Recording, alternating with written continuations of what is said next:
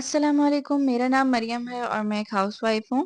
आज मैं अपने किचन में बनाऊँगी लोबिया का सालन या दूसरी ज़बान में जिसे राजमा कहते हैं। ये एक पाकिस्तानी और इंडियन डिश है। तो चलें हम इंग्रीडिएंट्स की तरफ चलते हैं। सबसे पहले मैंने यहाँ पर 2 कप लोबिया ली हैं। यहाँ पर मेरे पास 2 तरह के लोबिया थे।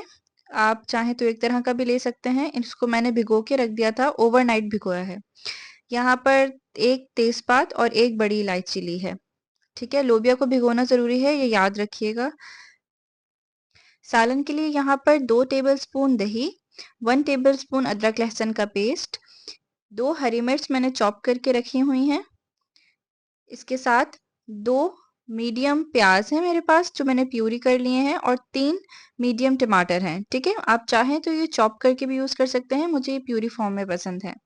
1 टीस्पून ज़ीरा है, 1 टीस्पून धनिया पाउडर, 1 टीस्पून मेरे पास लाल मिर्च है, 1 टीस्पून ही हल्दी पाउडर है, 1 टीस्पून नमक है या हस्ब ज़रूरत आप इस्तेमाल कीजिए और 1 टीस्पून गरम मसाला है, पिसा हुआ गरम मसाला। अब यहाँ पर सबसे पहले हम अपने लोबिया को बॉईल करने के लिए रख देते हैं। लोबिया मैंने ओवरनाइट तकरीबन 8 घंटे के लिए भिगो कर रखा हुआ था। मैं यहाँ पर प्रेशर कुक कर रही हूँ। आप चाहें तो सिंपल भगोने में जिस तरह से आमतौर पर बॉईल किया जाता है वैसे भी कर सकते हैं। प्रेशर कुकर करने से क्या होता है कि थोड़ा जल्दी काम हो जाता है, फास्ट पेस में होता है। यहाँ पर मैंने लोबिया के साथ 1 तेज़पात और 1 बड़ी इलायची शामिल कर दी थी और यहाँ पर मैं 4 ग्लास पानी 3 से 4 ग्लास अपने हिसाब से लें। मैं यहाँ पर 4 ग्लास पानी ले रही हूँ क्योंकि मैं प्रेशर कुकर कर रही हूँ। अगर आप सिंपल भगोने में करते हैं तो आपने ज़्यादा पानी लेना है, ठीक है? और साथ ही मैंने एक आधी टीस्पून तकरीबन नमक शामिल किया था और अब मैं इसको तकरीबन 10 टू 12 मिनट्स के लिए बॉईल करूँगी और ये बिल्कुल कुक हो जाएँगे। चलते हैं ग्रेवी बनाने की तरफ। सबसे पहले हम लेंगे 1/3 कप ऑयल लेंगे हम। उसमें हमने शामिल कर देना है 1 टीस्पून ज़ीरा। यहाँ पर ज़ीरा जैसे ही कड़कड़ाने लगे तो आपने इसमें प्यूरी किए हुए प्याज शामिल कर देने हैं। चॉप करके भी शामिल कर सकते हैं। चॉप करने से क्या होता है कि थोड़ी चंकी प्यूरी बनती है, लेकिन अगर आप प्यूरी फॉर्म में इस्तेमाल करते हैं आपने तो फिर उसमें क्या होगा कि आपकी जो ग्रेवी बनेगी ना वो बिल्कुल स्मूथ बन जाएगी। ठीक है, आपने यहाँ पर प्याज को फ्राई करना है 1 से 2 मिनट और उसके बाद आपने फ़ौरन इसमें शामिल कर देना है अदरक लहसुन का पेस्ट और साथ ही साथ आप शामिल कर दें इसमें अपनी चॉप की हुई हरी मिर्चें। ठीक है, अब इसको आपने उस वक़्त तक कुक करना है जब तक आपका प्याज़ ब्राउन ना हो जाए। प्याज़ ब्राउन करने की यहाँ पर 2 वजह हैं कि एक तो आपकी ग्रेवी का कलर और दूसरा जब प्याज़ ब्राउन होती है तो उसमें कैरेमलाइज़्ड फ्लेवर बनता है, मीठा-सा मिठास सी एक आती है जो एक नोट देती है सालन को। तो आपने उसको ब्राउन करना है, पिंक या ट्रांसल्यूसेंट करके नहीं छोड़ देना।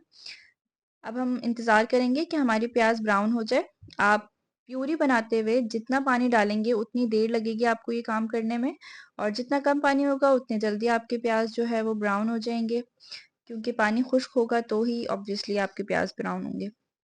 ठीक है, यहाँ आपके प्याज़ जैसे ही ब्राउन होंगे तो हम नेक्स्ट स्टेप की तरफ चलेंगे। यहाँ हम देख सकते हैं कि प्याज बिल्कुल ब्राउन होने पर आ चुका है, पानी बिल्कुल ड्राई हो चुका है। इस स्टेज पर आपने 2 चम्मच पानी शामिल करना है ताकि प्याज जलने से बच जाएं और आपने उसको अच्छे से मिक्स कर लेना है। ठीक है, ये देख सकते हैं आप कि प्याज ब्राउन हो चुके हैं और बहुत एक अच्छा सा पेस्ट सी फॉर्म आ गई है हमारी। अब हम नेक्स्ट स्टेप की तरफ चलेंगे। अब इस स्टेज पे हम शामिल करेंगे अपने मसाला जात। आपने तमाम मसाले शामिल कर देने हैं, हल्दी, लाल मिर्च और अपना धनिया पाउडर। सिवाय आपने नमक और गरम मसाला भी रख लेना है, उसे नहीं शामिल कीजिएगा। ठीक है, यहाँ पर तीनों मसाले डालकर आप अच्छे से इसको मिक्स करें। 2 घूंट पानी शामिल कीजिए ताकि आपके मसाले ना जलें। अगर आप डायरेक्ट तेल में मसाले डालते हैं तो आपके मसाले जल जाएंगे। तो इसलिए आप हमेशा मसाले डाल के 2 चम्मच पानी शामिल कर दिया करें ताकि वो अच्छे से मिक्स हो जाएँ और टाइम मिल जाए उनको कुक होने का। अब जब आपने मसाले शामिल कर देने हैं तो आपने 2 से 3 मिनट पकाना है और उसके बाद अपनी टोमेटो प्यूरी शामिल कर देनी है। टोमेटो प्यूरी शामिल कर आपने उसे अच्छे से मिक्स कीजिए और मिक्स करने के बाद अब नेक्स्ट स्टेप ये होगा कि आपने उसमें शामिल करना है अपना दही। मैंने 2 टेबलस्पून दही लिया था। दही का अपना एक खटास का फ्लेवर होता है।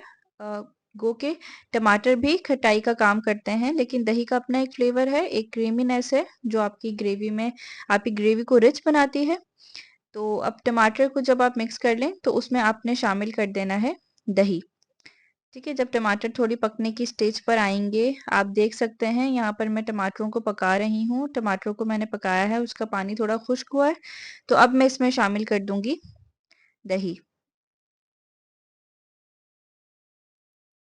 दही के साथ-साथ आपने शामिल कर देना है अपना नमक, ठीक है? नमक आपने इस स्टेज पे शामिल करना है। अब इन तमाम चीज़ों को अच्छे से मिक्स कर लीजिए। आपने इसको इतना पकाना है कि आपके टमाटरों का पानी बिल्कुल खुश्क हो जाए और आपका जो आप मसाला तैयार कर रहे हैं वो भुनाई की तरफ चला जाए। ठीक है? इस मौका पर आपने साथ ही साथ चेक कर लेना है कि आया आपके लोबिया पक चुके हैं या नहीं। तो देखिए मैं चेक कर रही हूँ, मेरे लोबिया 10 टू 12 मिनट्स हो चुके थे। प्रेशर कुकर का तरीका ये होता है कि जब आपकी सीटी बज जाए, जो विसल उस पे लगी हुई है, जब वो आपको सुनाई दे तो आपने उसको उसके बाद 10 टू 12 मिनट्स पकाना है, तो आपके लोबिया बिल्कुल डन हो जाएँगे। यहाँ देख सकते हैं आप लोबिया बिल्कुल डन है। आपने ये पानी डिस्कार्ड नहीं करना, लोबिया इसमें से निकाल लें और पानी को रहने दीजिएगा, ये पानी हम यूज़ करेंगे। जो सारा टेस्ट होता है वो एक्चुअली इसी पानी में होता है।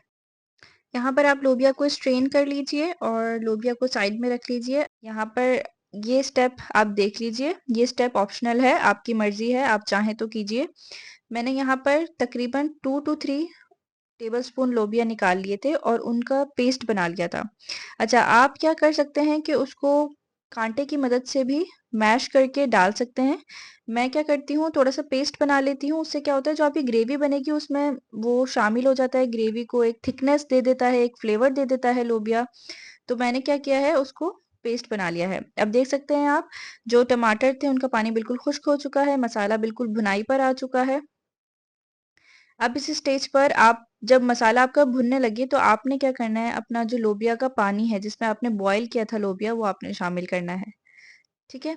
ये लोबिया का पानी मैंने शामिल कर दिया, इसको अच्छे से मिक्स कीजिए और मिक्स करने के बाद जो पेस्ट मैंने बनाया था लोबिया का, वो मैं इसमें शामिल कर दूँगी। ठीक है? ये बहुत गाढ़ा है क्योंकि मैंने इसमें बहुत पानी शामिल नहीं किया।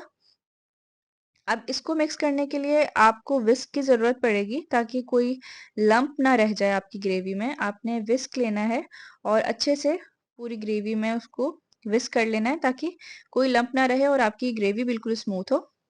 अब आप इस स्टेज पर अपने बॉइल्ड लोबिया या बॉइल्ड राजमा शामिल कर दीजिए। चूँकि मैं पाकिस्तान में रहती हूँ तो इसको हमारे यहाँ तो लोबिया कहा जाता है। बहुत से लोग इसको राजमा भी कहते हैं और इंडिया में मेनली राजमा कहा जाता है। अब इस स्टेज पर आपने लोबिया को कवर कर देना है ताकि तमाम चीज़ें जो आपने शामिल की थी वो यकजान हो जाएँ। ठीक है? 10 मिनट के लिए मैं इसको कवर करके रख चुकी हूँ और अब मैं लोबिया को मिक्स करूँगी। अच्छा, यहाँ पर जो आप पानी में इसको पका रहे हैं तो लोबिया जो कसर रह भी गई होगी तो लोबिया बिल्कुल डन हो जाएँगे आपके और जो तमाम फ्लेवर्स हैं वो आपस में एक-दूसरे के साथ इन्फ्यूज़ हो जाएँगे। अब इस स्टेज पर आप शामिल कर दीजिए अपना गरम मसाला और यहाँ पर मैं शामिल करूँगी 1 से 2 टेबलस्पून घी। घी का अपना एक बहुत अच्छा फ्लेवर होता है जो ग्रेवी में आता है। 2 के आप जब भी ग्रेन्स पकाते हैं तो आप चाहे जितना भी घी डालें, चाहे चने हों, चाहे लोबिया हों, चाहे चने की दाल हो, तो वो सोक कर लेता है अपना तेल और ऑयल उसमें। तो आप ये सिर्फ़ मैं फ्लेवर के लिए डाल रही हूँ। अच्छा, अब आपने 15 से 30 मिनट तक, ठीक है? जो आपकी रिक्वायर्ड कंसिस्टेंसी है, आप तब तक पकाएँ। मैंने इसको यहाँ पर तकरीबन 20 मिनट पकाया है और मेरी जो रिक्वायर्ड कंसिस्टेंसी थी, वो मुझे मिल गई है। बहुत ज़्यादा गाढ़ा मत करने की कोशिश कीजिएगा क्योंकि लोबिया का जो पेस्ट हमने डाला था, उससे ये खुद भी जो है ना, वो रखा-रखा भी गाढ़ा होता है। ठीक है? अब आप इसको गार्निश करें धनिये और साबुत हरी मिर्चों के साथ। आप इसे रोटी के साथ खा सकते हैं, राइस के साथ खा सकते हैं। अगर राइस के साथ खा रहे हैं तो थोड़ा-सा थिन ग्रेवी रखिए। उम्मीद है आपको ये रेसिपी पसंद आई होगी और आपने मेरे साथ कुकिंग को एन्जॉय किया होगा। अगर ये रेसिपी आपको पसंद आई है तो लाइक कर दीजिएगा, चैनल को सब्सक्राइब कर दीजिएगा। अगली वीडियो तक के लिए ख़्याल रखिए। अल्लाह हाफ़िज़।